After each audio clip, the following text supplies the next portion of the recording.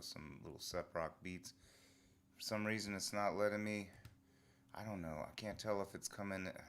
I don't know. Sometimes things don't seem to work the way I want them to. All right, so we are coming live from the shop studio. We have, looks like we got one person on. What is up? So tonight we are talking about, what is it called? Virtue signaling, basically. Um, there's a lot of protests going on. There's some looting, some rioting. A lot of people want to weigh in and say some stuff. We got it to the point where there's so much fervor in the air that we've got the president sending in federal agents to, break up protesters. Supposedly peaceful in that case, as far as the church scene incident in Lafayette Park. If you're not familiar, President Trump cleared the area with federal agents, or at least Barr or somebody told them to clear the area so that President Trump could traverse the space between the White House and this special church. Anyway, so they cleared the space out, and now it's like a big deal because, he's deploying U.S. troops. Even though he can, National Defense Authorization Act back in 2011, I think suspended posse comitatus. It was probably suspended prior to that. Meaning, what's posse comitatus? It's basically saying that military members can't be used as law enforcement. Like the sheriff can't make a military member part of their posse, I guess you could say, right? Unless in certain circumstances. So they can still aid. For instance, if there was a major drug bust, you could have the, what's it called? The military aid in surveillance or do various things, whatever. There's always ways around everything. Whatever they want to do, they'll figure out a way to do it. But the main thing about this, so you see the that title screen that we had, a little thumbnail for the show. It shows this sort of shadow lady or somebody like with their finger out yelling at the looters, like stop doing that. And it seems like pretty silly to like yell and point your finger at looters, like and say stop. You're like being bad. You're wrecking the movement. They're looters. And that's the thing I think that keeps getting muddied up. Like, yeah, there's protests, but there's also looters. They're not the same thing. And the thing I think that people who really confuse the two or conflate the two probably have not participated. And I think I mentioned this in a previous episode, but I sort of want to make a whole episode about this to some degree. Well, at least spark a conversation about this notion that these protesters are going to stop the looters. Like, you're appealing to protesters not to loot when it's the looters who are looting, and the looters don't give a shit. It's like if you were, it's like appealing to mass murderers. Please don't be mass murderers. Please don't be serial killers.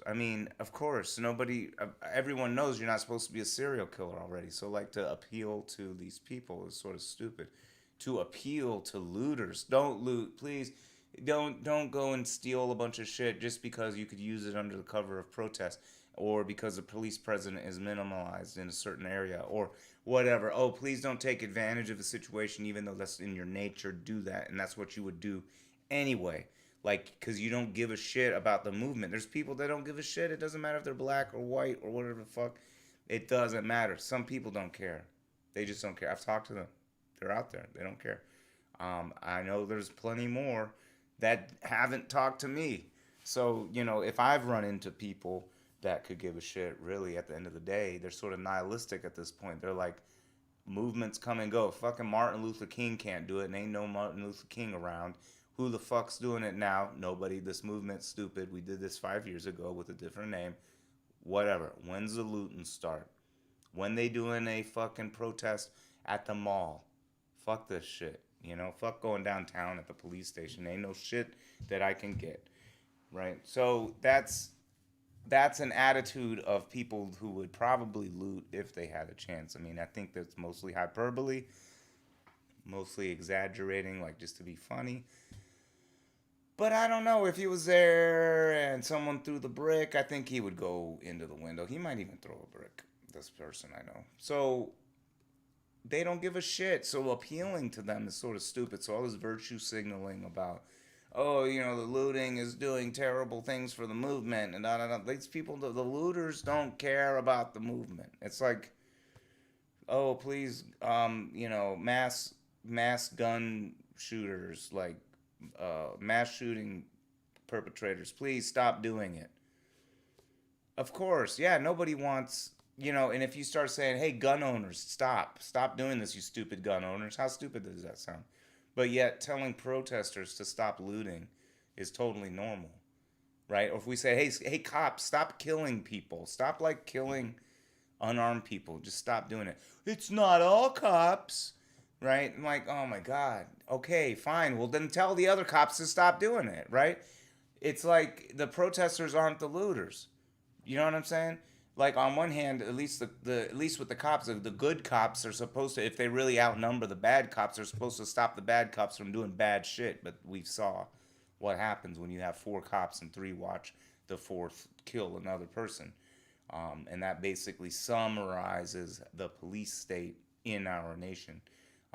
They will, and it's even worse now. I mean, think about this. I saw the Intercept put out a tweet about basically in solidarity with Antifa and how stupid our president has to be in order to say that Antifa is a like terrorist organization, as if it has like, and he wants to talk to like management of Antifa. He's like pulling a Karen on Antifa. You know what I mean? Like, I need to talk to your manager. I want to know who's organizing this and blah, blah, blah.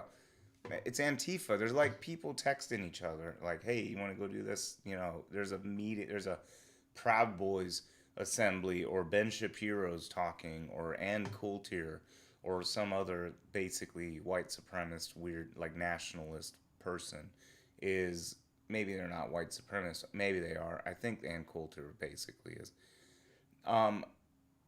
These people, anyway, Antifa goes, does a demonstration, they throw some bricks, they light a trash can on fire, whatever. They didn't even kill anybody. Like 78% of the people that died from gun violence and the mass shootings or whatever have come from right-wing extremists, you know, with manifestos and shit. So, you know, why aren't they terrorists? Why isn't the KKK deemed a terrorist organization? They actually have chapters, they have ranking systems, they have uniforms, they are a structured organization, yet they have been around how long? They are not a terrorist organization. Antifa has none of those things.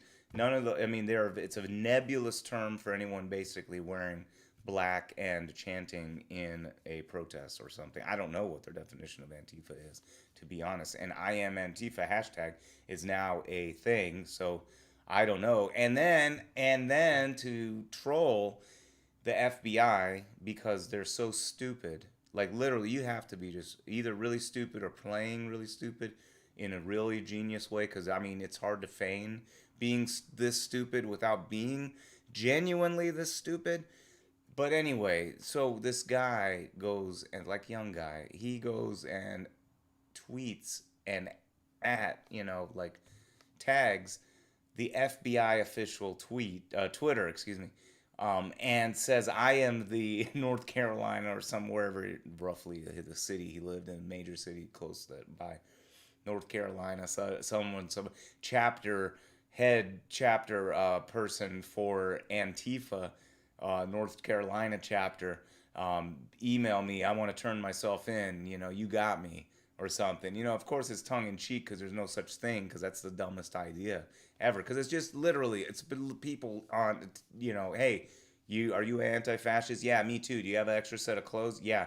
So next time there's a thing, well, you want to come, you know, just be able to change into it, show up and mask up. Okay, yeah, boom, group text, let's go, bam, mobilize. There's nobody like the king of Antifa. There's like no such thing as fucking, you know, and so they, So they get in touch with him. The Intercept, go check it out. The Intercept has it's all on their Twitter. Intercept made a story about this. He's trolling the FBI, telling them he's the North Carolina chapter president of Antifa. They get in touch with him. An agent says, "Hey, we received an email, an email. Their Twitter. He's referring to their Twitter account getting tagged as an email. That's how illiterate they are. Either illiterate or geniusly, like genius level, fake, feeble illiteracy. I don't know. You know what I mean? Like I just don't even understand it anymore. I think they're just really illiterate. I don't know. I fucking don't know. And the Intercept doesn't even know. They are either really internet unsavvy or they are.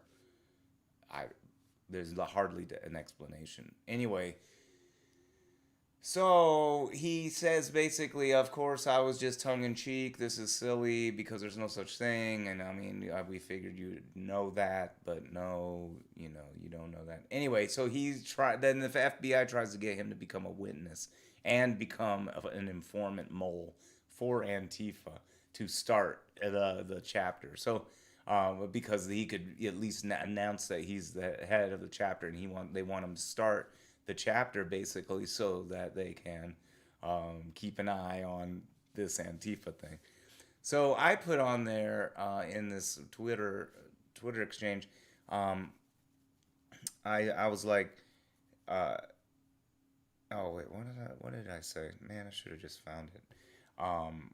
But it was basically, if I wonder, I figured it would be funny or be interesting to see if we see a DOS level or denial of service level, I am Antifa or I am Antifa head leader or whatever, level of management, and just DOSed out to the FBI, or there was so many at FBI that it went crazy, that everybody was the chapter president of Antifa.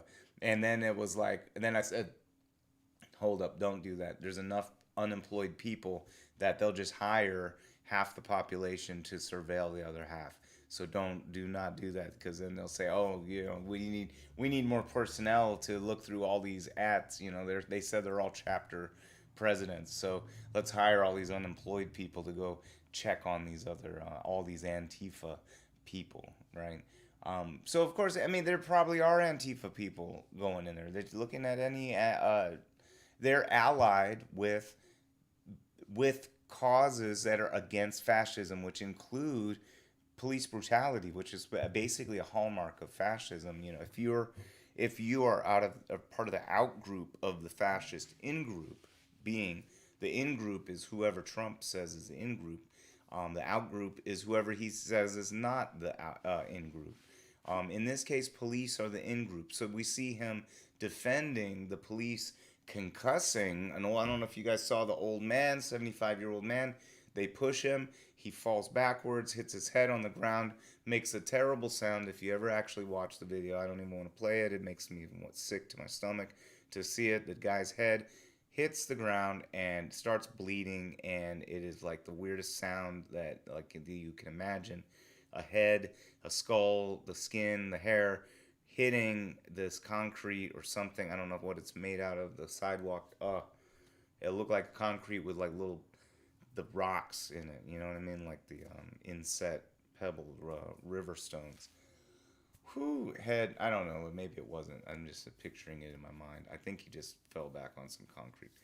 Anyway, it was terrible. Trump's on his side. He thinks the guy's faking it. I mean, the dude had blood coming out of his head.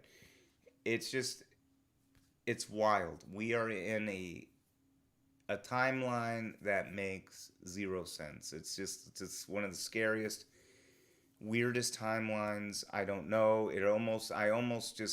I think it would almost be a relief if people just started shooting and we knew where we were going. All this tension of like, what the fuck's going on, yeah, and imagine like you're driving around, it's a war zone, like you have to pledge your allegiance to one way or another, like the rebellion or the empire, which one, who is who, and what will happen. I mean, if the Trump people win, I mean, that's almost like the empire right there, basically. You have the underpinnings of a fascist state, really. A lot of white nationalism, whatever Trump's definition of traditional quote unquote values will be, and the clan that controls Trump. If that ensures victory, he'll do what they say. Um, and unfortunately, there's a lot of the evangelicals and the evangelical reach in this country. So who freaking knows? I don't know. But it looks like we have two very unique people in all of the world who are here tonight with us. What do you guys think? Superfan Chris is on with us this evening. What is up? What do you think about what is going on out there in the world? Remind the people out there that, remind them that, virtue signaling, if you see this virtue signaling going on out there in the world, remind them that it is actually obscuring the real discussion about like what the hell's going on. Is there racism happening within the police force? FBI back in 2006 released a document saying that the police are being infiltrated by white supremacists. What have we done about it? Has anything been? If nothing's been done, how do we know there's not white supremacists in there right now? I would love to pose a question to the police and say, look, if supposedly there's white supremacists that have been infiltrating the police, out of all you police, how should I figure out which of you is the white supremacist? And for the two people watching tonight, what do you guys think? If you are, what was I saying? Yeah, if you're the police, how do you flush out the white supremacists? Is it just a matter of looking at their social media to see if there's some racist stuff? Who's the judge of that? Number one, I guess. But how would you? And if you're a cop, or if you know some cops, we got three unique people in the whole earth. Thank you for tuning in, by the way, and joining us on our discovery of truth. Let's figure out what the hell's going on. Anyway, so going back to this discussion about, what were we saying? Dang it, now I lost my train of thought. Anyway, at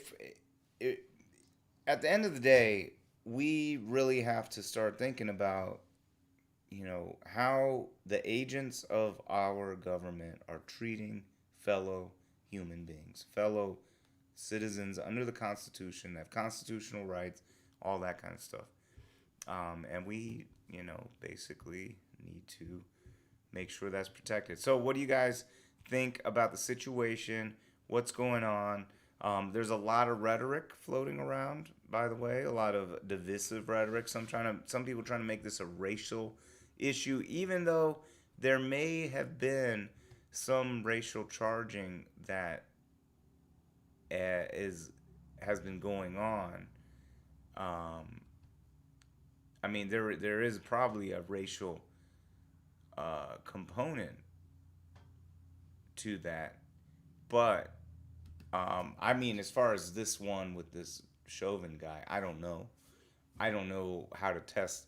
As far as when those hate things, unless someone puts in a manifesto they did something or explicitly says something, how do you know, quote unquote, know what's in their hearts and minds and crap like that?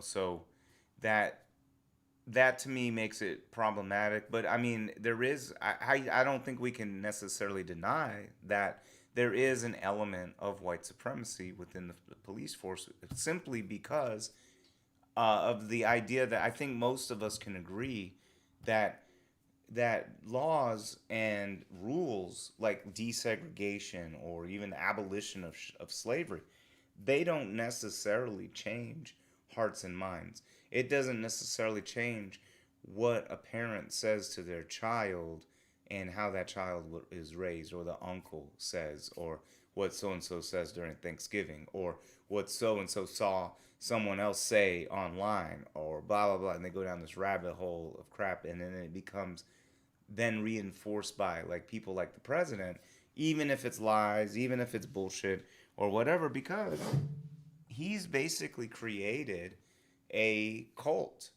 So now we actually even see Republicans. You know, you have the Never Trump Republicans and some other folks within the Republican base that just aren't having it anymore with Trump. And there are people out there that, like, for instance, supposedly, I don't really follow Drudge Report, but supposedly the Drudge, Matt Drudge, is highlighting some anti-Trump or negative to Trump stories, and I think probably he's reflecting reality too closely is what's going on. And there's calls from people. Um, there are calls from people out there that are Trump fans to disregard this information that's out there from Matt Drudge, etc. And so now they're finding whatever that doesn't go along with Trump being basically this leader, this dear leader. They deny it, and then they urge other people to join them in denying it. I mean, it's just dangerous. So at some point, excuse me, at some point we're going to see the cult either uphold Trump, or I don't know what's going to happen. Maybe the cult gets defeated in election and it moves on. I don't know. I mean, it's just hard to say. What do you guys think about the situation? All right, Superfan Chris says, video of looters being paid by folks in the crowds to break windows, etc. Bricks being laid out in cities where protests were happening. Yeah, so there's also potential. Like, it depends on how big of a conspiracy theory do you think things get? Who do you think has their hand on the Ouija board? Do you think that the city can manipulate an event in order to create a situation on purpose to do something in order, like, say, for instance, to create or tighten down a surveillance state? Why wouldn't they let looters, rioters, people take advantage of this? Of course, if you've seen, it reminds me of Pinocchio. Like, if you've seen Pinocchio, there's the Isle of Misfit Boys or whatever. I don't remember if it's just boys or not. But anyway, they all turn into jackasses after they're there playing around and fucking off, and they do all this shit. And I guess they must reset the island or something. But every time they go make asses of themselves, they turn into donkeys and they sell them off, right? And I think that's what I remember from this Pinocchio movie / story. But it's almost like, here is the island of misfits, or whatever, where you turn into an ass, and that's the looters and the rioters get, they go and do that. Some people are just going to go do that. Agent provocateurs from the police force, from other groups, clandestine or otherwise, could. And then legit looters are also mixed into the thing. So we have this cauldron of, like, just peppery ass chili sort of just bubbling up, and it's like everyone knows it's coming. It's like you could smell it. It's like coming, and it's not even good chili. It's really bad. It's rotten. Sorry, it's terrible analogy, but it's sort of like that. It's cooking. People know something's coming, but maybe you just don't know what. And it's not good. Something bad is coming. Like, maybe you don't know, maybe if the chili's gone sour in the can or something, or maybe someone used rancid vegetables and made it fresh, but it's also made of rancid vegetables, rancid meat. Something's wrong with this chili coming. You see what I mean? So because I don't really see a positive change happening. You would need a major spiritual shift, and we have such a strong polarity, and I guess a duality going on, that I just don't think you're going to convince people with philosophy and spirit to not be fascists. I think these fascists are going to get extreme, and then we're going to have to and we'll see what happens, because if it ends up like Nazi Germany, then the fascists sort of take over the state, and then They take over propaganda, they take over everything else, and then next thing you know, we've got people doing some kind of special Trump hail shit. I don't fucking know. What would hell Trump look like? I don't know. Maybe someone's gonna have to figure it out. Hugo Boss is gonna start designing their outfits for the Trump army.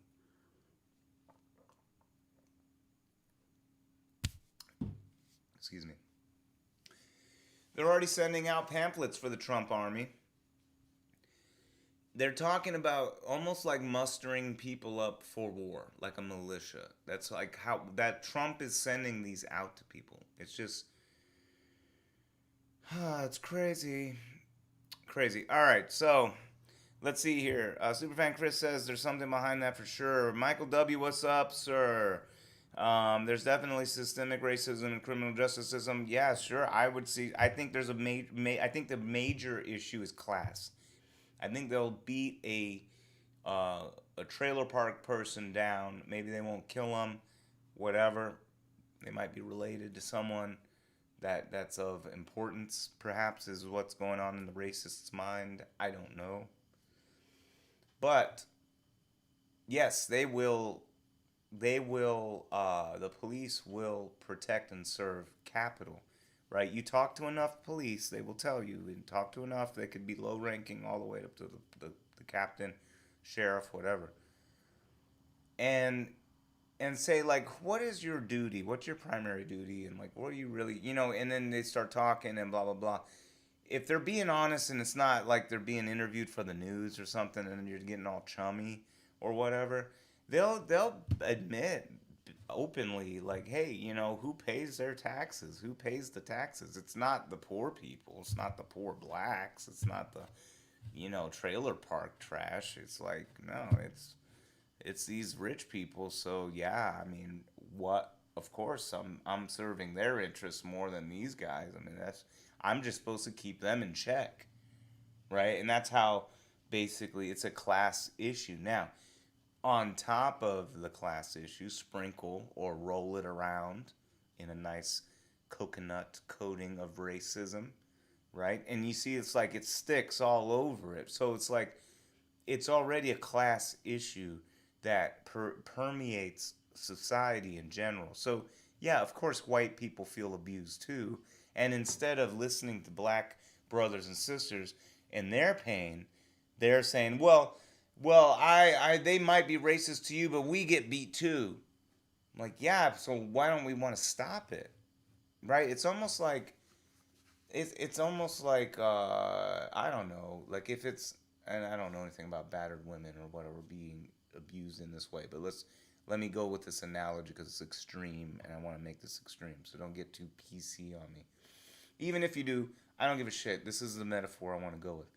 Look, the situation is almost like it's almost like a woman going through abuse and someone's trying to help them or something like that, and their response is that, or like maybe someone else is going through abuse, right?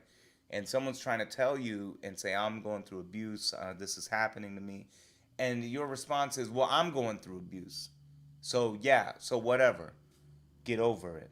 I'm going through abuse, you're going through abuse, fuck off, It's like, or like, you go and report, you want to report the I don't know, the priest at the church, and it's like, oh my God, I got molested or something, and I want to go report it, and this other person, imagine, like this other person's like, no, don't report it, I'm getting abused too, so like whatever, shut up.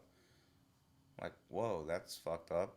So why don't we just stop the fucking abuse? I'm like, no, it's not race, or it's not because they like you, or it's not because of the, like, what the fuck? Why would you focus on something like that instead of like, like, yeah, if it is a racial thing, let me just listen to the people who are experiencing it. Maybe there is something else going on, whatever. But yeah, just because you're both getting abused doesn't mean it's okay now because I'm getting abused too. Like, no, fuck that. Oh shit, you're getting abused too? Fuck this. Let's let's fist bump. Boom. We're buddies. Let's go fight this as allies. You know what I mean? Like, instead, though, there's like all this virtue signaling and weird shit to try to dismiss any concerns that people that are experiencing some shit, are experiencing. It's like, and then watch, almost all these people that want to dismiss these concerns will bring up some shit that they want you to care about. Like, oh, this white kid got his neck. I mean, yeah, his neck knelt on for 11 minutes, and then nobody rioted for the 11-minute, kid with 11-minute neck. And I'm like, did you fucking riot? Did you schedule a protest? Did you arrange a protest? If you didn't do shit, then why the fuck do you want other people to do shit? Don't, like, stop trying to dictate what other people want to protest or don't. It's like someone is not motivated enough to protest your buddy or whoever the fuck. Now you just dredged up somebody's name that you didn't give a fuck about until something happened. Now something happened to someone, and now you want to give a fuck about something. You know what I mean? It's like this virtue signal and shit that's all over the place. And the most egregious people are the most fucking clueless and the most self-unaware. You know what I'm saying? Like, it's just so crazy. Anyway, all right, let's see what else we got going on here.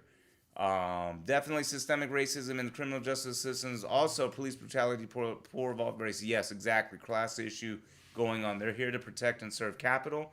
And, basically, it's capital and property is what they serve. And when I say capital, that means the people who own capital, like as in industry, typically money people. Whoever can buy influence, that's about sums it up. And I mean, if you disagree, put it in the comments or Skype. You can Skype in and we could talk about it. You can, people can hear what you have to say. This is your forum to get behind the truth. Okay, Michael W. said both are true. Are you familiar with the QAnon folks? It's mind-blowing how crazy it is. Yes. QAnon, it's weird. I mean, it might be America against the death cult of Trump. It might be, and it might just be like the Trump rebellion kind of thing. It might get squashed. There might be too many pussies in America. I don't know. I don't know anymore. I don't know.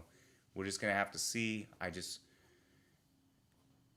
don't know. There also might be a socialist revolution that starts popping up, and maybe the Trump army and the capitalists, the capitalists hijack the Trump army, pump the propaganda enough to try to make neutral people be like at least more biased, positive towards that towards the Trump people rather than the upcoming socialist revolution that I don't doubt at all the millennials and Gen Z are going to bring along. And then, of course, you're going to have Gen X people who are like slapped in the face and probably feel forlorn that they didn't do something when they had leaders and idols and people telling them all the whole time that the system was fucked up, that things are fucked up. All through the 90s, people were talking about it. They saw in the veil of prosperity, in the veil of this false growth in the 90s from capitalism, they saw through that back then because they were seeing sort of the edges and the fringes of society that were, the percentage numbers might be small compared to the overall growth in the population, but there's still people that represent the fringes.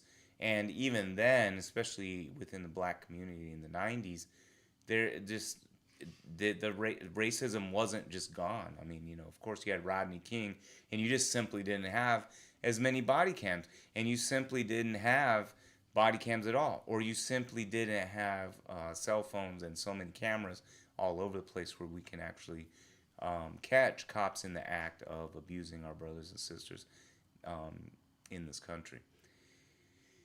Okay, yeah, QAnon, fucking crazy. It might be the world versus QAnon. Hopefully QAnon and the government don't become syncopated somehow, and then we are looking at basically a crazy fascist government that's more fascist than now and more crazy than now.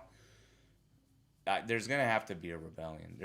I think that by that time we've gone so overboard that someone. But here's the thing: with this Antifa type stuff. Notice how nothing, even though Antifa's been in the news for many years, No systemic actual change has happened with Antifa. You don't have a concerted.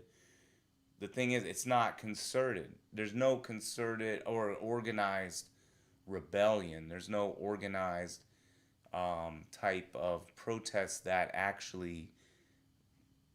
I mean, there's some just with the destruction and the vandalism, it brings some attention to the situation, but it's not. Um, I don't know. It anyway. It I don't think it's as effective as they might think it is, but there's not really a whole lot going on. Eventually, though, you'll start to see real, actual um, leftist disobedience happen, and the problem what we're seeing now is Antifa doesn't have leadership. You're pretty much going to as here's the ideological component for the super left, like the revolutionary left, the ones willing to do the hot revolution. They have idealism in their mind that can do. They can manage this like um, amorphous group of people, and that there's no leadership and whatever, and then they're somehow going to accomplish something. And I think what ends up happening, you go to these protests and you go even go to some of these forums or something, and or even if you watch some of these videos, uh, that what's the next step? The question is becomes like, how do you, what is it that you're even trying to do? Where's the movement going, or what's happening? Are we planning hot revolution? What does that mean? Are we going to be seizing major railways? Are we going to be seizing data networks? Are we like, who's we? Um, and it's basically people sitting around with their twiddling their thumbs with this ideology, thinking that there doesn't need to be a leader. We can be leaderless. We can be just this democratic thing where it's like there's no leader. I'm like, I don't know. I think it goes against human nature. I think humans are born followers as much as everyone gets all butt hurt and wants to like quiver their lip and shit like that. Like, look, you might be a leader within your sphere, but at the end of the day, you're if you don't know what the fuck's going on, you're probably gonna look to direction from somebody to help you figure out what the fuck's going on. I mean, I do the same thing, right? So I consider myself in certain circumstances and contexts, I've proven to be an effective leader, right? But in other situations, I'm like, I don't know what the fuck is even happening. I don't know, right? For instance, I'll give you an example. Like, I go get hired for a financial firm, and I'm supposed to go and head a training department, or at least a component of it. So I go and handle it, and I do an amazing job. Yay for me, right? And I get to do this other stuff. And I find my own way, and I lead a bunch of people to the same shared goal, and it all works great, and da da da, get praise and blah blah blah. Yay. I went to a protest recently, and I'm out there in the hot sun, and we're protesting. Hours go by, da da da da da, and people are wandering around, standing around. Nobody really knows what to do. I don't really know what to do. All I want is someone to say, "This is what we're doing, guys." And it was something as simple as a guy with a whistle blew the whistle and pointed which direction and said, "Let's go." And then people just started fucking walking. It like, I don't know who this fucking dude was. He didn't present credentials. He didn't do a special handshake. He just had a fucking whistle and went, "Yo, let's go." And then people just fucking went with him. Pied Piper. Nobody knew. They were just, you know what they knew? They were fucking tired. That's what they knew. They were tired of standing around like a bunch of idiots, not knowing what the fuck to do. Some people were chanting and stuff like that. They're like, what are we here for? Are we going to be like, are we going to the police station? Are we doing this? We're going to the mayor. We're going to this. What are we doing? And that sort of sense sort of dawned on me that like a lot of people really are looking for some type of leadership. And it makes sense. Like, look at our evolution as a species of organism on this earth, right? We aren't solitary like animals that like the honey badger or something, just doing our thing, fighting off lions and killing, big animals. Like, we don't do that. We can't do that. We can't kill the lion alone. So we need each other. We are a community being. And thusly, we sort of fit within that kind of structure. Now, we can try to deny that nature of our humanity. I think it's less of I think it's more real compared to the fake uh, attributes of human nature that are assigned per social Darwinism, which is a sort of or either social Darwinism, or you could say conservatism. I don't know what you want to call it, but excuse me, their assumption is that humans are inherently evil, basically, and this might go back to church or whatever, the Christian doctrine. Humans are inherently evil and selfish, and that is human nature. Human nature is to conquer and overtake and to steal and pillage and take what's yours to mine if I'm more powerful. All of the You'll see that this is they'll attribute all sorts of different conquests and different kinds of things like that to quote unquote human nature. Even though that's really probably the nature of leadership, it's probably the nature of those who find themselves in power to go and try to conquest and conquer things. So the general populace would probably just rather grow their wheat and thresh their whatever shit and make some flour, and bread and shit like that and beer than give a fuck about, conquering lands. That's where the psychos come in and hijack stuff. And the next thing you know, people want to attribute all of human nature to the psychos that end up in charge. You know what I mean? And sometimes people are in charge because of stupid shit like monarchy, right? Or some kind of what do you call it? The like theocracies and stuff like that. You know what I mean? And it's like, oh man. And those people are just in charge, and you just get you get these idiot people in charge, and now you got to deal with it, and your countrymen and women and all these people got to deal with it, and it's just like, crazy. I mean, and anyway. All right, let's see what else we've got here. Have definitely heard of that group. It's a huge rabbit hole. Yes, etc. Yes, I mean, excuse me, exactly. Shaq, how many people buy into it? Superfan Chris says you hit the nail. Leadership. There are no leaders.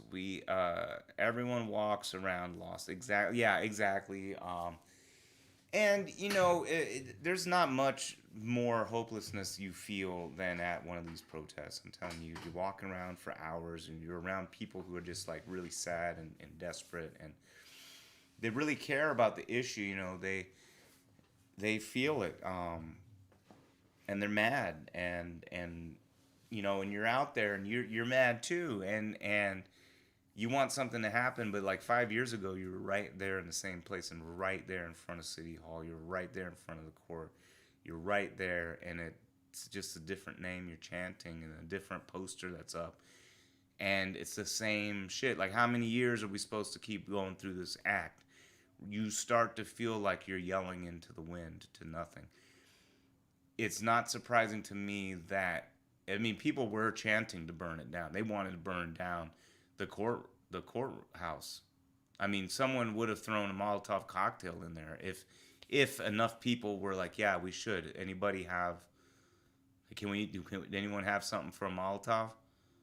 I'll do it after everyone splits or something. Whatever. I mean, someone probably would have had they found some stuff. But I mean, there was that kind of feeling was floating around, a desperation, But anyway, it's hard to. I don't know. Someone's gonna have to emerge and say, "Look, guys, don't get butthurt, but we need a leader. Like, let's just figure this shit out. You want to come in there? You think you're the leader? Come on. We need more than one leader. Let's do this. What's up?" And maybe that'll get everyone mobilized. I don't know. But people are out there. People are walking. People are willing to do stuff. They just don't know what to do. I don't think. Hell, I don't really know what to do as far as that kind of stuff, as far as organizing and community organizing, that kind of thing. What to do next? I mean, I have ideas of what in the action-packed thriller novel, a post-apocalyptic novel, of what leads to post-apocalypse and what leads to basically the types of strategic, um, what would you call it? Strategic disobedience, right? So this would be something like things. I'll give you a hint in the action-packed thriller novel that's I'm reading about the post-apocalyptic time and how it comes about.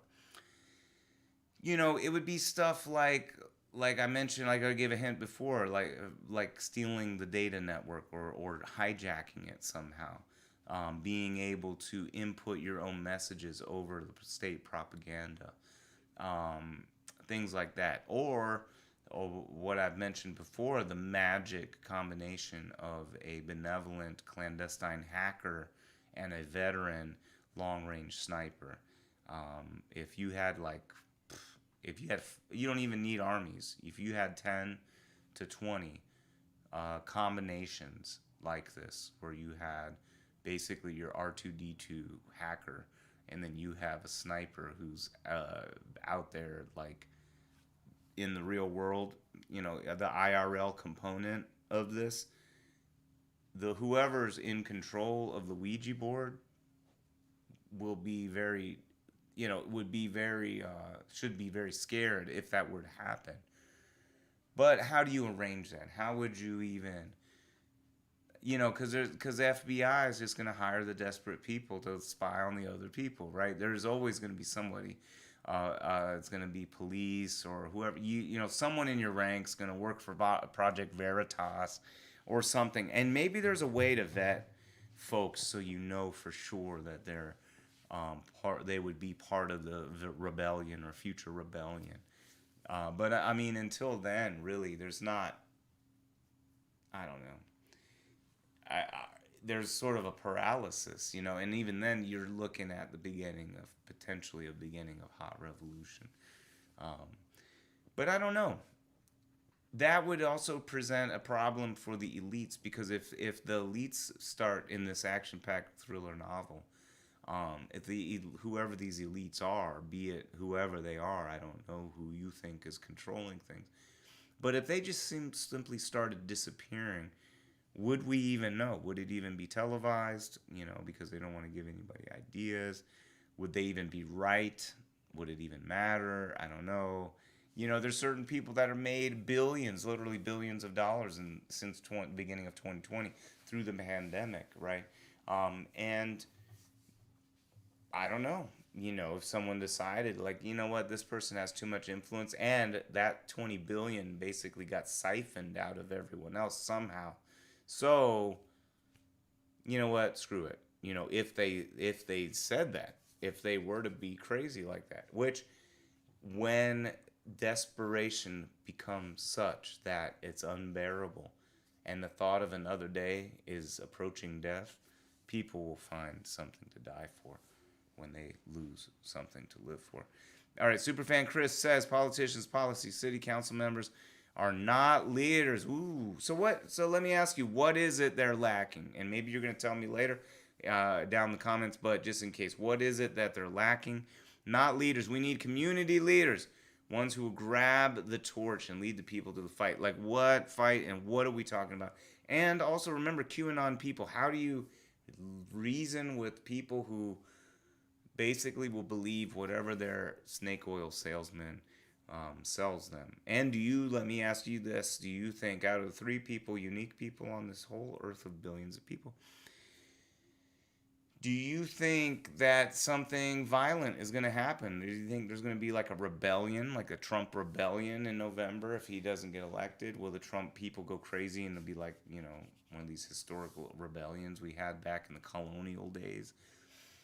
Or could a third party, independent or otherwise party other than Democrat and Republican, just because they put, you got 2 morons. You got Trump and Biden. Morons, right? How in this great green earth, this amazing country, the United States, How the hell is Biden can't even complete a whole sentence and Trump can't even complete or read a whole sentence? Like, oh God, I don't even know what to think about this anymore. All right, so Michael W says, very true. How to grab enough people's attention? Sometimes seems like social media was destroyed with any sense of shared reality. We're in a post-truth world. It would seem, indeed. How do we really verify anything? We are so far away from primary research, right? Some of us aren't as much. Things can be deep faked. There's a lot for us to not believe. Put it that way.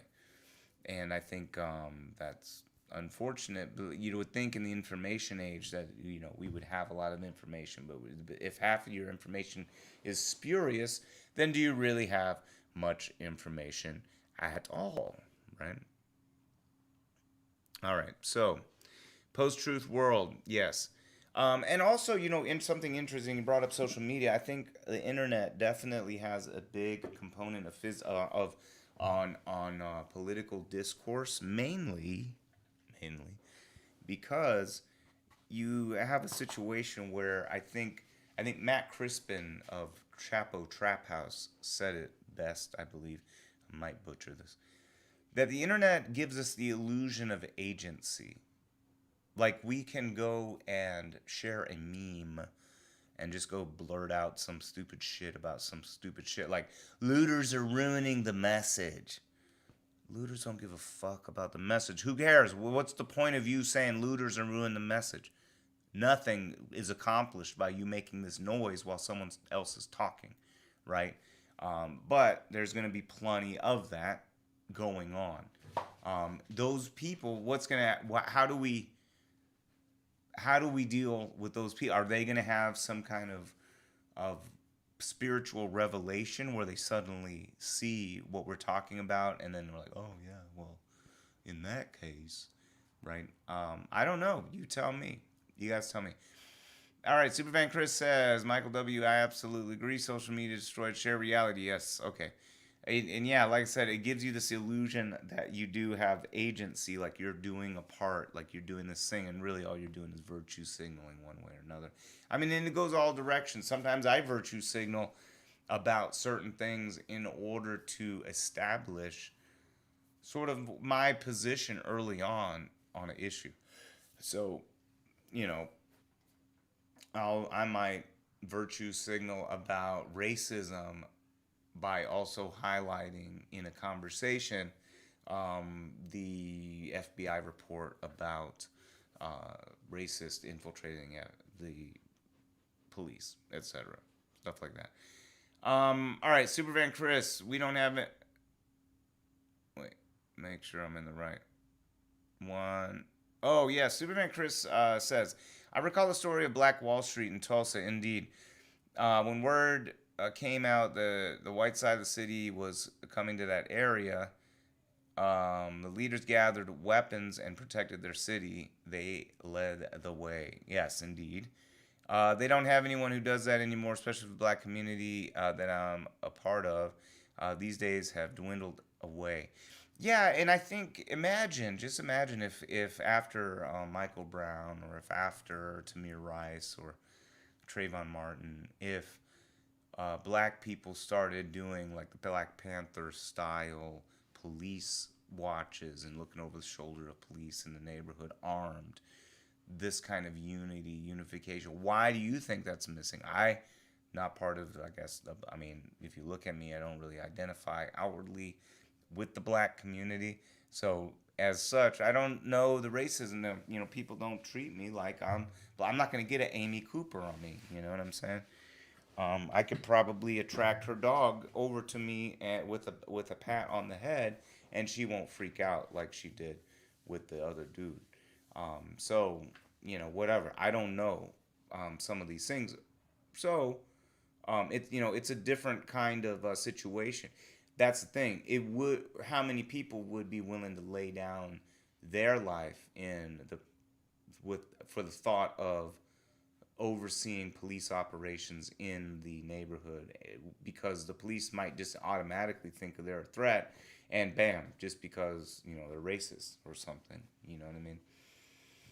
I don't know. So let's see what Superfan Chris says. There's a local leader named Ben Frazier who leads Northside Coalition. Okay, he's a sound leader, takes the helm in many causes.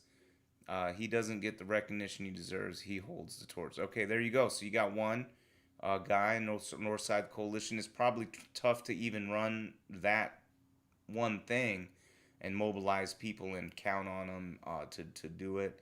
Especially a lot of people probably aren't getting paid to do it. So this is a labor of love, and some people just don't have the love anymore. Some of it too is alienation due to capitalism. The contradictions of capitalism are thus that the more desperate you are, the lower your wage. So the more desperate, the longer you'll probably stay desperate. And these contradictions have not been addressed. Automation, right? These kinds of things, or the tendency for profit margins to shrink over time, requiring worker pay be stagnated or reduced at all cost and efficiencies be found. Meanwhile, your consumer base requires or depends on your wage in order to create consumer demand. And so we're at a position now where we either are running into a paradox of thrift, where people are thrifty when the economy needs the opposite to happen. We need people buying stuff and consuming stuff and velocity of money to move around. And we don't have that, and because people are too afraid or they don't have a job and stuff like that. So these contradictions have never been addressed, really, in real life. And so what has happened is now you have people with their nose to the grindstone all the time, and they are prioritizing their free time away from their two jobs to not necessarily follow people around or follow the police around or not even care about some of these things. But I don't know. At the same time, we have a lot of big issues, cultural issues in our society. We have basically people with gun fetishes going on. We have death cults, literally people that are thinking that, I don't know if Pat Robinson's one of them, but there's people like him who think the rapture is going to come, partly because of our involvement with Israel and some other weird stuff. And so they're guiding our foreign policy, they're guiding our domestic policy. Some of these things are being guided by religious zealots that are connected to Trump. So it's very scary, very crazy stuff. Crazy. All right, so I missed one that Chris said. It looks like he's talking about some further leadership. All right, so Ben Frazier, talked about him. He comes from a generation where it was expected for someone in the community, even the young white guy who was beaten by police in 2019, St. Johns County, there should have been a leader. Yeah, no doubt. People been silent too long. Because it hasn't affected them. And now I think you have like Gen Z, the millennials. Some of these guys are a little bit more empathetic, I think. Maybe Gen X too, but definitely the boomers. If it doesn't happen to a boomer, I mean, of course there's some hippie boomers out there, but there's a lot of very selfish boomers. They're the kind of people that say, you know what, I don't care about climate, I don't care about the economy, I'm going to be dead anyway soon, so you guys can figure it out. That's sort of like a boomer kind of talk. I hear boomers say those kind of nihilistic, weird things where basically they're not nihilist about themselves because they're going to be fine. They got their retirement, they got whatever, but they know they're feeling fine because they'll be dead before the real shit happens for their children and grandchildren. And that is like peak boomer behavior, like that. Anyway, what do we say? Oh man, a lot. I missed stuff.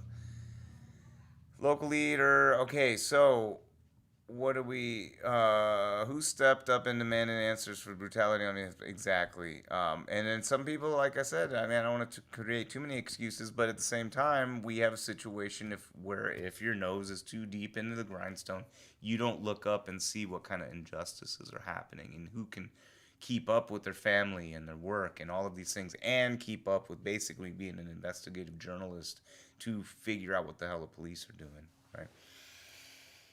Michael W. says, I can't tell you how many people have admitted to me that they would do more politically, etc. They simply are exhausted. It's just easier to look inward and take care of home. Exactly. And then that ties into the solipsism of self help. A lot of the self help stuff that I see, really, the things that are creating the voids that people are trying to find. I mean, for themselves, they're trying to find someone to lead them to a better place. They're desperate to find their way through the system, and the system is failing. So at the end of the day, they're looking for these life rafts, right, on a sinking Titanic, and you can't fault people for that. Unfortunately, the real life rafts are getting filled by the rich and powerful people, and there are a bunch of people behind the orchestra or the band who are selling these special, magic beans that float or something like that. So there's these self-help folks. They don't focus on the systemic issue that's causing either your alienation or the depression that's probably caused by alienation, or maybe you have some kind of anxiety or other depression or trauma from experience. Even police, there's less people that are killed. There are less cops. Supposedly, there are less cops killed by other people, like citizens. Less cops killed by citizens than cops that committed suicide. So there's just a lot of crazy stuff that we have to consider when considering the reality of our world.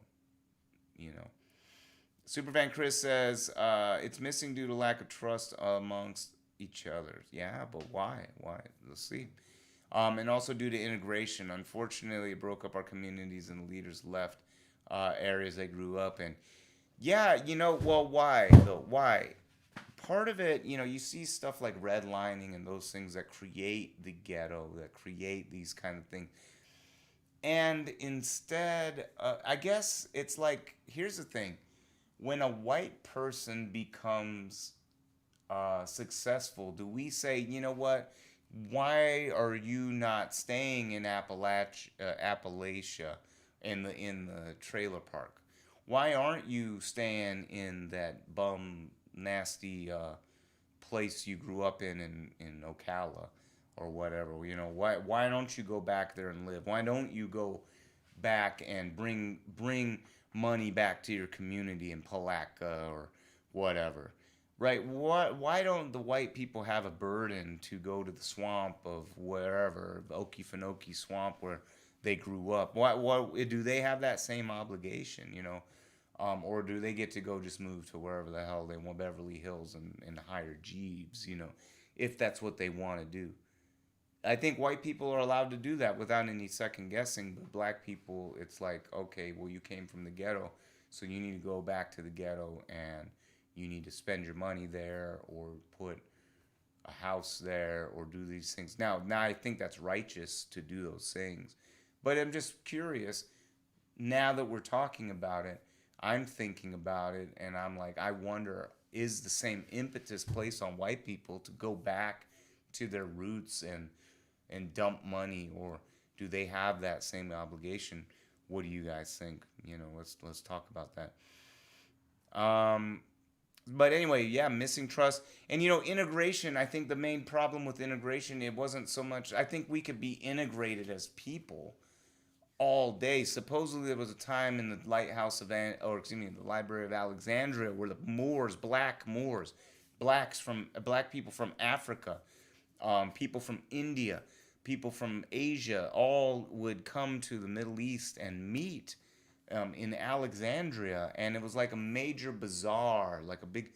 It was a gathering place for knowledge, for trade. Merchants would show up. People had their own everyone respected each other's cultures. It was like the Moors did their own shit, and then if there was a Viking that showed up, oh shit, there's a Viking. We haven't seen them in 2 3 years. That's cool. What's up? And they do their own shit, and half the time we can't even talk to each other. They have different languages, whatever. But I got a bunch of pelts. What do you got? Well, I got a bunch of corn. Hell, I need some corn. Here's some pelts. There you go. Bam. Barter, trade. Here's some gold pieces. I don't fucking know. People got along. They were able to work together and whatever. It wasn't until some white people had to decide that the white people, because of their skin and whatever other traits they want to assign to physical traits, that is entitlement to something because of the birthright of genetics, right? Some weird shit. Anyway, what was I gonna say? So we have a situation where you have redlining and all this kind of stuff, but you also have a situation where if I'm a rich black person, I may want to leave the ghetto, or I may want to leave a poor part of town that I grew up in. Maybe you won't consider ghetto. Maybe it was a small, maybe it was a low income suburb. Not unlike maybe there's I know that there are low income white suburbs around. And there's sometimes there's mixed suburbs, and maybe there's more of them now, which is I hope is the case. But what was I gonna say?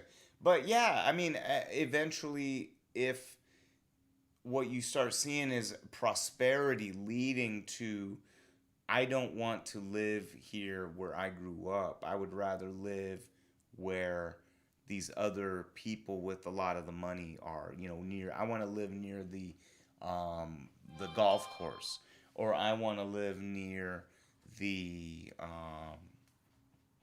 I don't know, the country club, and shit like that. You know what I mean? So it's I don't know. Let's see what you guys think.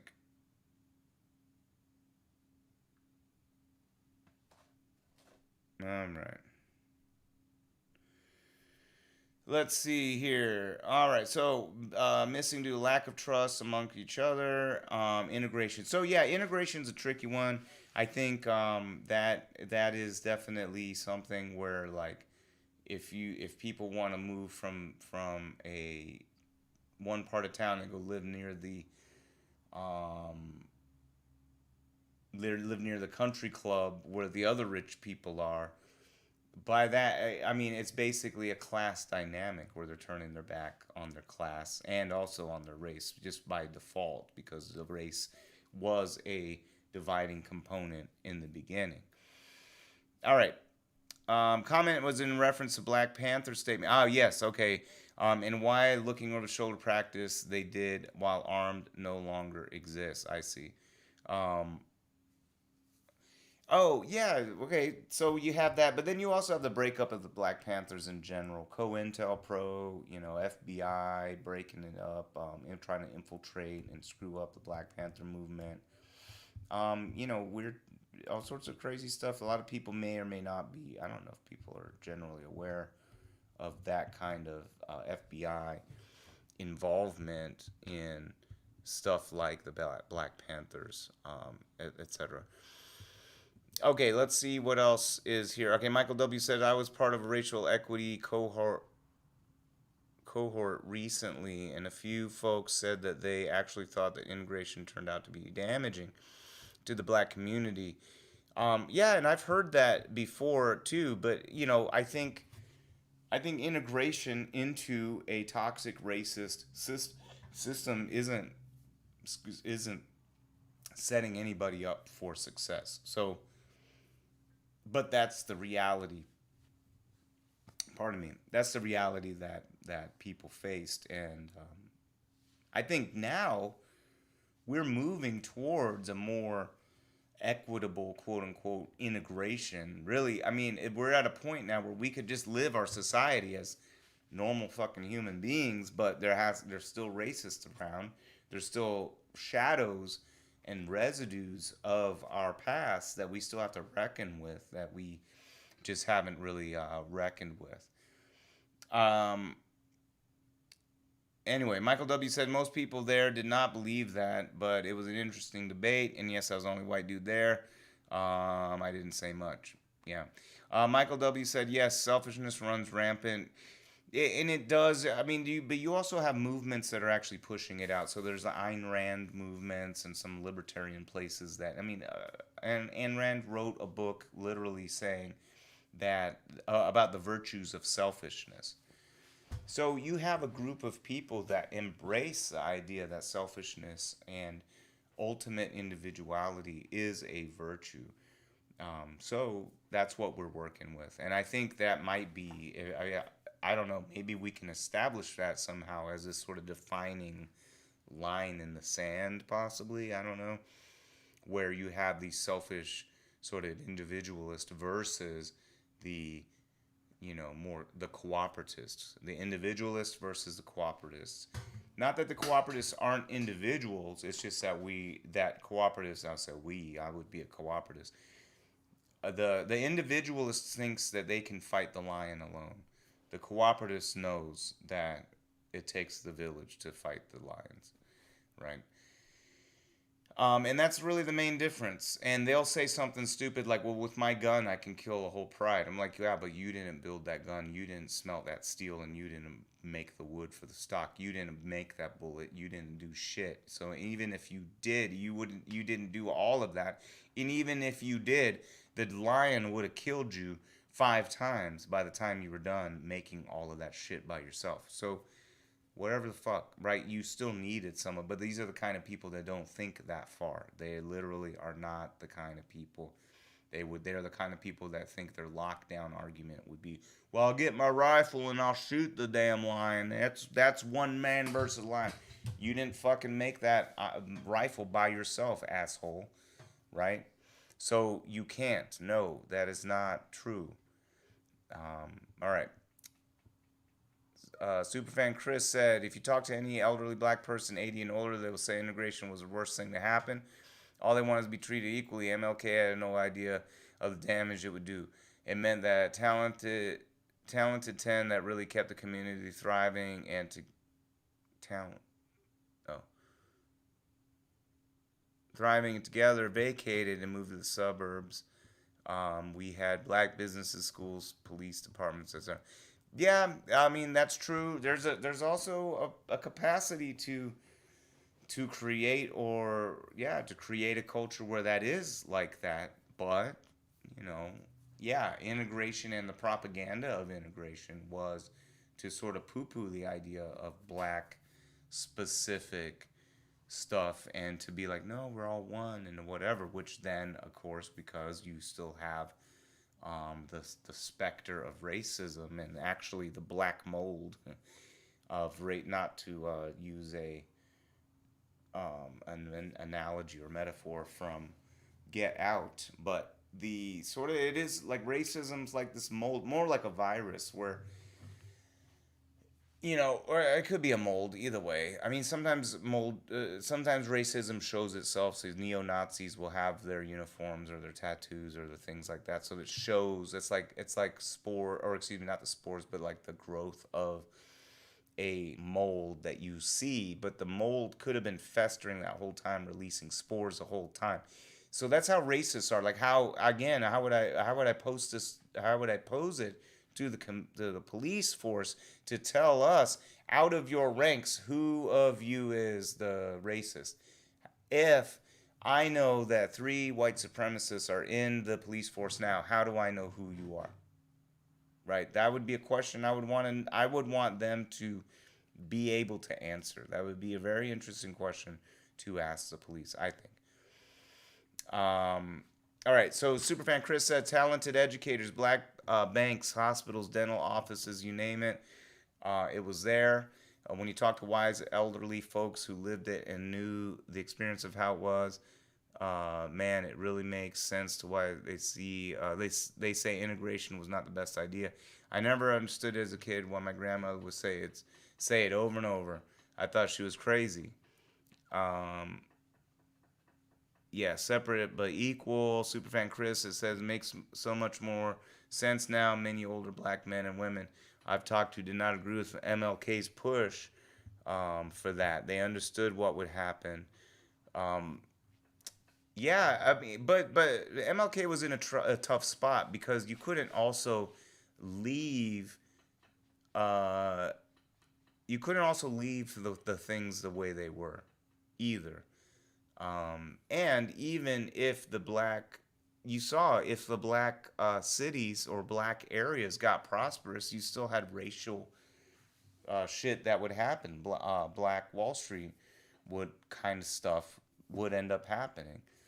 Um, and so yeah, I don't know. I mean, it's like I said, you just I don't know what way to do it. How do you stop something, a virus like racism? Rules and laws don't change hearts and minds. So if we've decided as a country, as a society, that we're no longer going to be racist, then we need to also, as a society realize that people aren't going to just simply change something as deep seated as racism simply because you made a new edict or law or rule in some jurisdiction saying they're not allowed to do it anymore. It's just not gonna work in that way. All right, but yes, that's the thing. I can see where they're coming from, but I think that it's like this in a way. I don't know. It's like you could either you could call it the Christian sort of redemption story even, or you could look at like Karl Marx talking about communism, like this utopia of a stateless. That's the thing a lot of people don't realize: stateless, classless system. So Soviet Union, China, those things all had massive authoritarian states, so they can't really fit the definition of actual communism, right? Because they had these massive states and it was forced and all this stuff. Karl Marx had this, it was an idealist sort of like this utopian fantasy where we all just sort of work together and share the resources, and we all understand that we just do the work to further human, just so we can live our best lives. All of us are living our best life. And in a way that's, yeah, it's definitely utopian because people say, oh, well, there's going to be lazy people, or someone's going to take advantage of this, or I'm going to work harder than you, so I should get more than you, or I want to be in the hierarchy, I want to be the leader, or you should listen to me, or da da da da da. And of course, it's not going to necessarily work. It sounds pretty fantastical, right? But there's also, the idea that we're going to just be not racist is also this sort of fantastical idea, like it's just gonna all go away. Um, like capital, or what the way Marx talked about communism, this utopian communism, is that necessarily capitalism has to reach a point where it produces so much abundance and its capacity to reproduce things and produce to create this production. We needed to develop the capacity and technology to do that. We've now probably got to that point where we could do those things. He had a sort of reverence for capitalism, but he also knew that in time it would decay and have to lead to a paradigm shift at some point. But he died like in like the early 1900s or some shit or something like that. So of course he never got to see any of he got to see a lot of the crappiness of capitalism during the industrial age and that kind of time stuff in London. He knew about slavery in America. He wrote about that, which is also under the header and preface of capitalism as well. Um, and so that's a transitional thing, and it's almost like the black folks can't. It's like Marx might lament that people are still caught up in this fantasy of capitalist exceptionalism, or this capitalist dream, right? And you can be frustrated about that.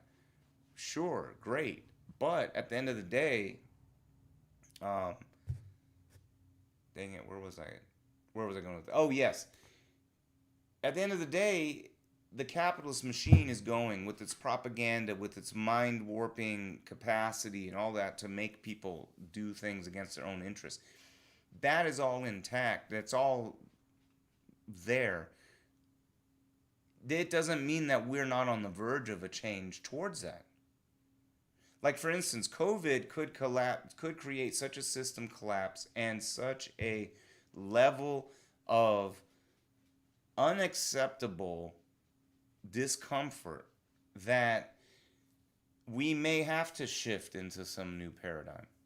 And it could be something like if we made it into like market socialism, basically instead of hierarchical corporations, the biggest entities that we have in society are all going to be worker self-directed cooperatives, owned by the workers, democratically controlled by the workers. All government contracts only given out to cooperative structures, not given out to corporate structures. No boss gets to extract the profit off the labor. Everybody figures out how do we divvy this out. Even if you're a boss, maybe that's just considered a skill set. You get paid the same as everyone else, but you get to be the boss, maybe, or be a supervisor. That might be a new paradigm. People just going to be driven to be the boss, not because of the money. There's call centers right now where you actually have to take a pay cut because being on the phone is so shitty and being a manager so much less shitty that they'll actually make you take a pay cut, lose bonuses, all this other stuff. Excuse me, if you get off of the phone and go do management. So there are ways to structure a shift, right? But it may take time. So I envision the structure shift and where we might, in like a generation after I die, might actually be on the verge of reaching utopian Marxist communism, because everyone, like, it's like Star Trek, luxury space communism, basically. Right? That could happen, but it's not going to be in a certain time. So I'm not going to lament this destruction of capitalism, for instance, or even if capitalism keeps going because everyone gets okey doked into it, fed a lie. I can already predict exactly the kind of propaganda that's coming, the exact kind of notions of the kind of squeeze that workers are going to be under, more hours, less pay. They know there's a desperate population. They're going to treat you like shit. If you don't do what they say, they're going to fire you. No workers' rights, no unionization. All of these things are going to be happening. It's already happening. And either shit's going to get so bad that it's going to, somehow, some way, some change is going to come. Change is about to come. Same with racism. Racism isn't going to be done in those old black people's lives. They're being selfish. They're lamenting this one little piece of a history of a time where the resources of the land itself, the major resources, were controlled by white people, and they had no say really and no access to some of these special resources. Now, certainly there was success within the black community, and there was, there's the black version of all of these things, and the black community had black people who were very close and whatever, and you don't have the specter of racism and that kind of stuff. It's just a process where the grand scheme is going to be better. We're all going to be chilling, living together. Now, I guess if we want to say, there's plenty of white people that say, yeah, it's better if we're all white over here, all the black people over there. Let's just, whatever. But I happen to have some black friends, and, I have lots of black friends. And I don't know if that I really want to have to go leave White Town to go to Blackville or whatever. It just, I don't know. That would be weird. The reality of this apartheid type shit would be weird, right? So for them to lament that is like, really? Come on. Yes, you're right. But, people are lamenting that things used to be like Leave It to Beaver and shit. Great. You don't want to fall down that trap. That's like the black version of, the Ku Klux Klan saying, "Make America Great Again." Back when racism was normal, right? Back when coloreds had their own drinking fountain and own side of town and their own, whatever. Yeah, it would just be weird, And then I would rather someday, as things fizzle, it's a process. I would rather 30 years from now that there's no such thing as an Amy Cooper incident where some dude is looking at, through his binoculars, is looking through and fucking looking at seasonal birds that are migratory birds that are flying through the damn whatever Central Park, and then she freaks out and da da da. I would rather in 30 years from now that shit is like a thing of the past, and then everyone's fucking looking at birds together, and who knows, maybe he might actually like this girl, and maybe she might like him, and he could teach her how to handle a dog. I don't know. This is a different future, but I would rather have the future where someday we're all together chilling watching birds, rather than I'm in the white side of town looking at the white park, while the black people have the black town with the black park. I don't know. I think I would rather go through the growing pains knowing that the promised land is on the other side. Because, yeah, it's on the other side. Maybe I'm a cult leader in the making, and I'm baiting people with this vision of some special utopia. It's not a utopia. It's going to suck ass along the way. But every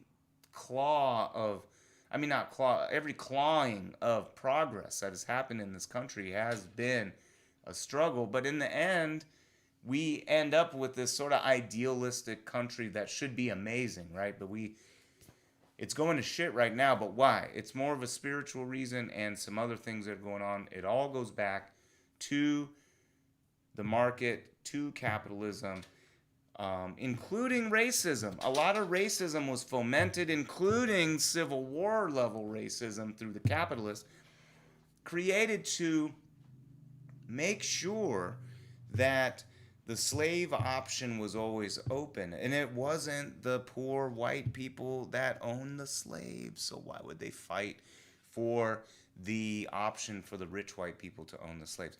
Because the rich white people knew what the poor white people were afraid of, and that was the free black men pleasuring their dainty white females, right? They could not have that. And so they will fight to the death to let you do whatever you want to make sure that the threat of their white dames being wooed away by a black person was not ever going to happen. They'll fight a freaking war over it, right? So you could do the same kind of okey doke shit with people now, especially desperate people, mad people, and whatever. But I see where they're coming from, but at the same time, I feel like it's almost like the same thing. It's like if you heard a white person say, I remember when the neighborhoods were white before they let them blacks live here, before they let the Mexicans live here. I remember when it was like this and that, and it was one side of town for this and one side of town for that, and everything was better and la la la, and I don't have to see these black people and that a lot. That would sound really crazy. I mean, you know what I mean? So like when the elderly black people say that, I'm like, man, you sound a lot like these old white people that don't like it when black people are around. You know what I mean? Even though they're sort of sad for different reasons, they're still longing for something that probably isn't in my opinion, right? Of course I didn't experience this. Of course I didn't experience the racism after integration. Of course, all of that. But I'm telling you my opinion based on a macro sense, which may be shit, but take it with a grain of salt, of what a greater what MLK's promised land was, and that dream of that. And yeah, you're right. There might have been some serotonin shot, make you feel good camaraderie with your black sheriff before integration. Now you're under the white sheriff. But someday we'll have a black sheriff, a white sheriff. It won't fucking matter what color they are because we're all gonna chill. It won't matter. Right now it's just virtue signaling like it don't matter. There's still fucking racist. I there was a conversation I heard about today where it's just a bunch of fucking racist ass white people in this office just going away at fucking, like it was a like a medical office kind of thing, and it's all these customers going off, and so one of the nurses is talking to me about it, and they're like, what am I supposed to say? I can't say anything because obviously I work for the clinic. I can't say nothing. If I do, I might get fired. If one of these Karen ass bitches decides, or Amy Coopers me or whatever, calls the cops on me or whatever, what am I supposed to do? And the thing is, here's the thing. I asked this person, I was like, hey, let me ask you, would the conversation be different, if in this case, the person was white and these people were freely being pretty racist in there. And I was like, well, if you were black, do you think they would have talked that freely? If there were black people in the room, or Mexicans in the Hispanics in the room, Latinos, whatever, it doesn't matter. Just people that aren't white were in the room, would they say the same thing? It's a question, right? Is she white? Was she just white enough to hear it in the clinic? Or is this something they would have said freely in front of non-whites? Those are questions that if you're white enough, because you're white enough. If you're not white enough, you wouldn't know. Because, and it's almost like white people either, like maybe some people aren't exposed to this, but that's I think they're living highly sheltered lives. Or maybe they're just not around too many racists. But there's racists all around us. They're all around us. And that's part of it, is like you just don't know who's got this virus.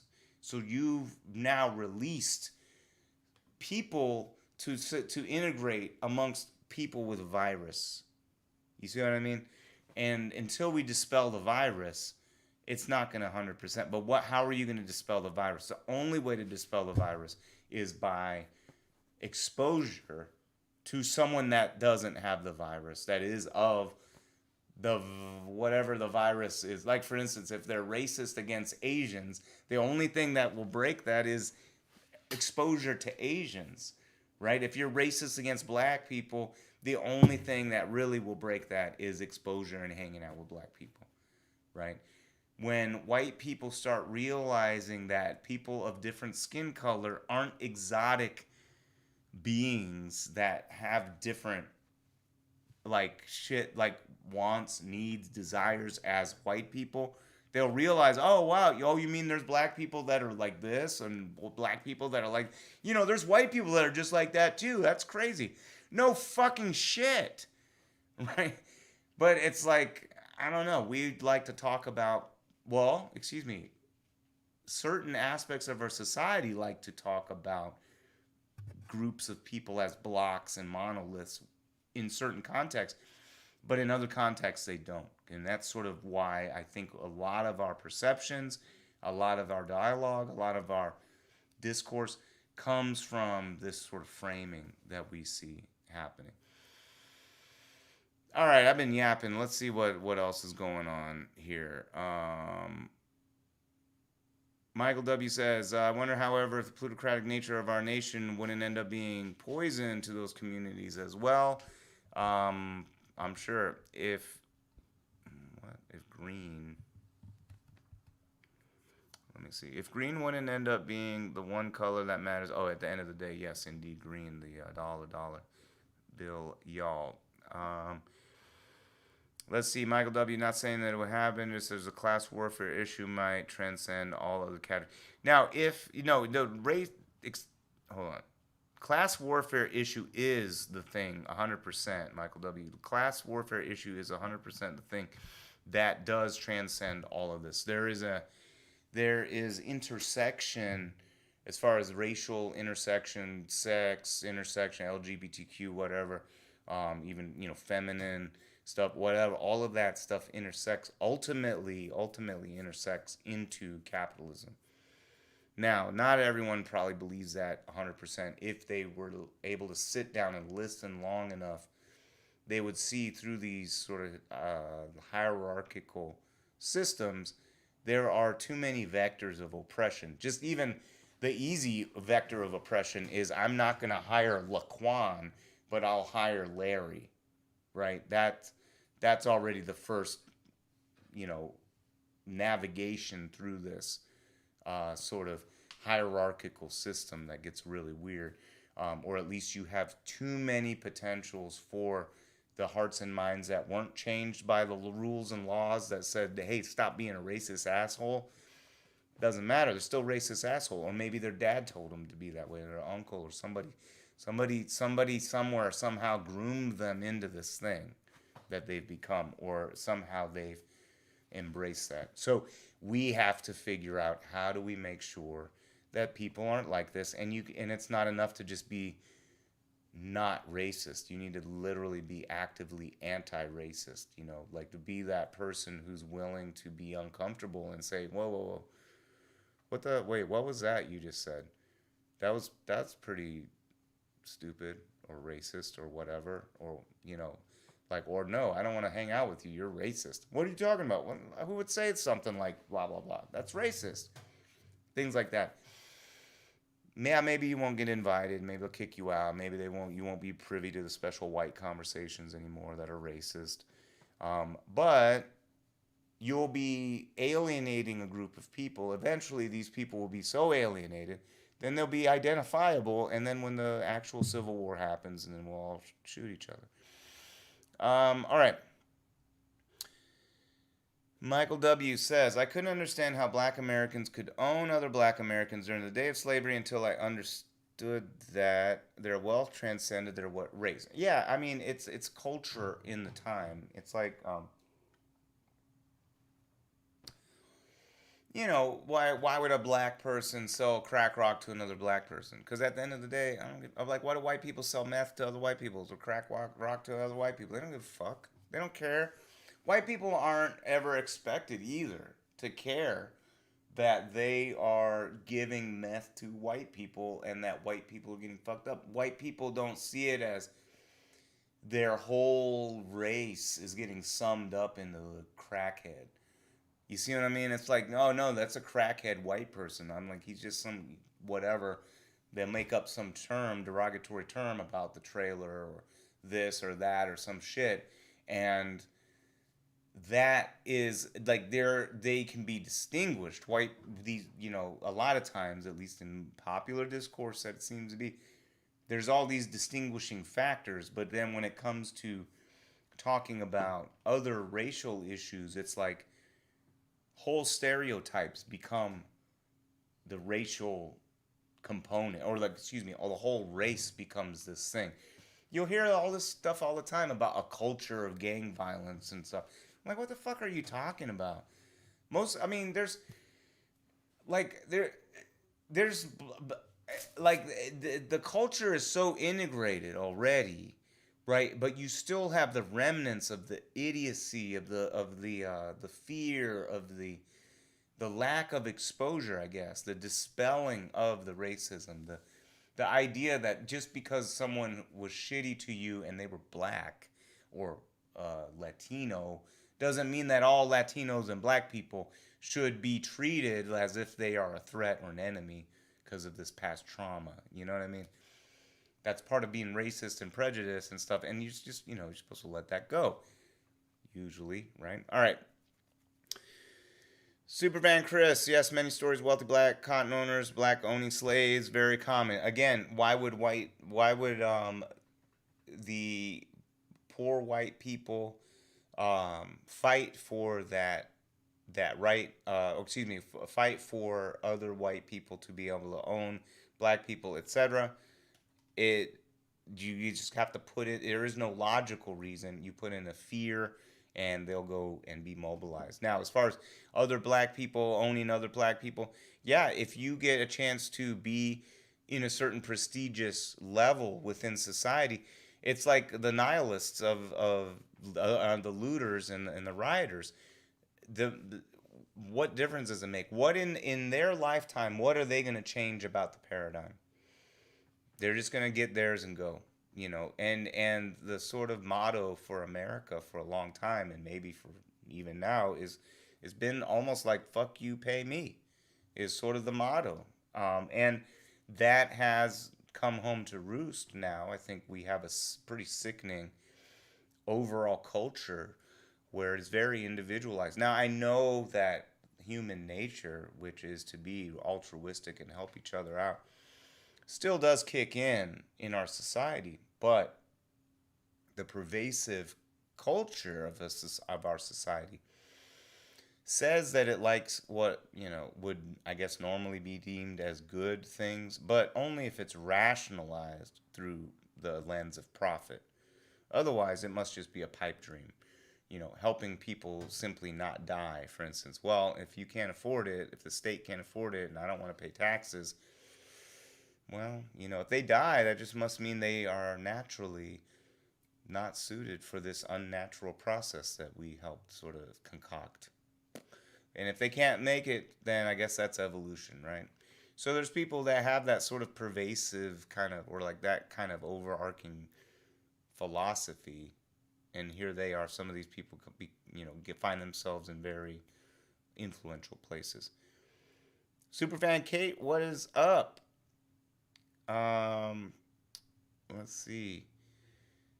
Thank you for tuning in. All right, so Superfan Chris says, "Don't get me wrong. There was a time when segregation was somewhat a good thing, but in these days, I would never want to be segregated. We have to be able to work together cohesively." I mean, at the end of the day, we're people. We're all people. This whole white supremacy thing was an invented thing, and we can't fall into the trap of going down that route just because it existed, just because the tensions and the issues of racism still pervade our society. Integration, it wasn't that integration wasn't the answer, it's just that it opened up some other problems, but it is short term, and yeah, it sort of fucked up some things for now, or excuse me, for them back then, and yeah, maybe even now to some degree. But at the same time, I think it's definitely better now than, let me back up. I would say that we're on the path to being better now. Right now, I think there's a backlash, a final death throw of the old guard of racist people. They're dying off. Their ideals are dying off with them. Some of the new guard that's picking up these ideals are getting sort of like they're silly. They don't make sense. They're having to border on religious fervor, where it's detached from reality and it doesn't really matter. Literally, we're almost starting to see people move towards cult-like status in this regard, right? All right. What else is going on here? What did we say? It would definitely be weird, no doubt. Michael W. says it's because white people generally say that we are Irish, German, French, etc. We can do that because we can track our family. Yes, so Malcolm X, for instance, talks about how black people have this sort of unique situation where their history's cut. So from this point on, you're creating the new history, right? And yeah, so there is that distinction that white people like to make. Oh, I'm Irish, I'm Italian, or that kind of thing. But I mean, I don't know. Let's see what else we got. Michael W. says, similarly, I have friends that were of Mexican Colombian heritage that will get upset if you call them Latino or Hispanic. Sure, I think at the end of the day, labels are silly. Eventually, we won't need labels.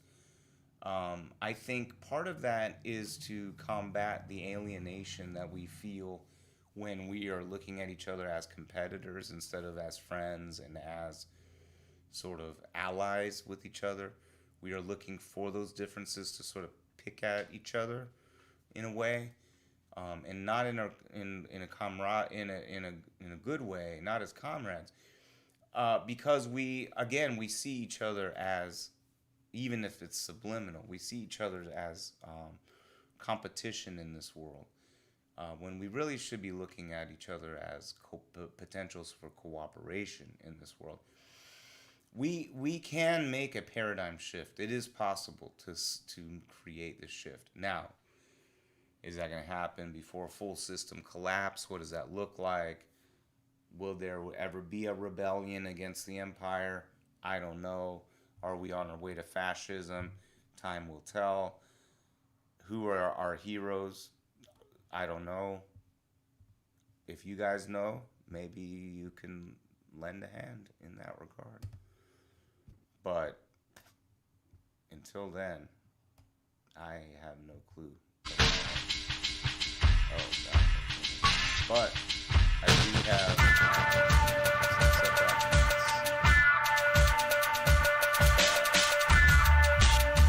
going on right now. So this one is track 202 Ghosts. But yeah, hopefully we, I don't know, got some things sort of flushed out as far as talking about some virtue signaling to looters. Why would you tell the looters don't loot? Of course it's not supposed to do. They know that. There's still people out there. Remind them that they're making noise, flapping their gums in the wind over these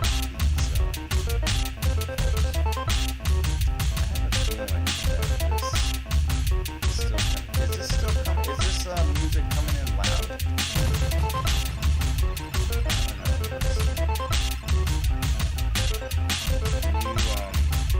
Can you guys hear the stuff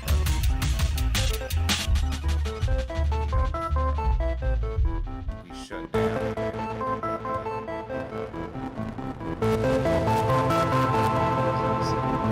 But like, subscribe, share this around.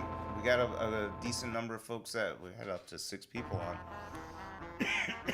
It's cool to get all this participation, all of the different viewpoints, etc. So very, very cool. Oh no, what just happened? Oh God. Oh man, it's louder than my voice.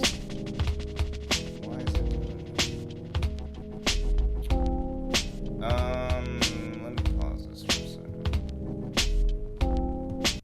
You know, every time I think I've got this all worked out, something gets all screwy with everything. So anyway, what was I gonna say? I don't remember. Like, subscribe, make sure that you are telling people to tune in so that we could work on these issues together, all of us.